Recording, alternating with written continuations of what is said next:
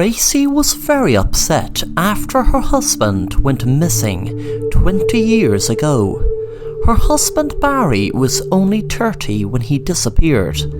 Tracy still used to sit crying, looking through photo albums of better times. She used to find it hard to look at photos of her and her husband, but she wanted to keep his memory alive. Tracy tried different techniques to contact her husband. She visited a psychic and even had a seance, but nothing worked. Lately, she had a huge urge to dig a hole in her garden at a particular spot.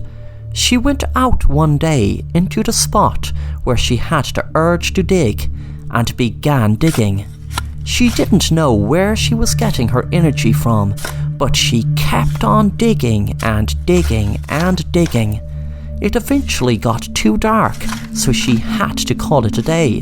The next morning, she was out doing the same thing, digging and digging and digging, until eventually, when she was over 30 feet down, she came across a door. She wondered what was the door doing over 30 feet underground. She turned the doorknob, expecting it to be just the door stuck in the dirt. But to her surprise, she opened it to a beautiful landscape.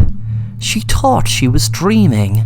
Then a man that looked familiar stood in front of her and said, "You bitch." Tracy couldn't believe her eyes, but knew that the man standing next to her was her husband Barry, who would now be 50. Then suddenly Tracy woke up, thinking what a strange dream.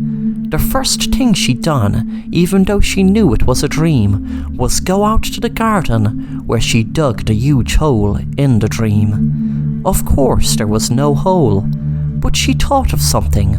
What if she dug a little? Not 30 feet, but just a little. She had the urge to dig, and she knew she was awake this time. A few minutes later she began digging. She hit something hard and got a start. She bent down on her knees and took away dirt, revealing a hand. Then it all came back to her, guessing the dream had unopened the repressed memory of her killing and burying her husband.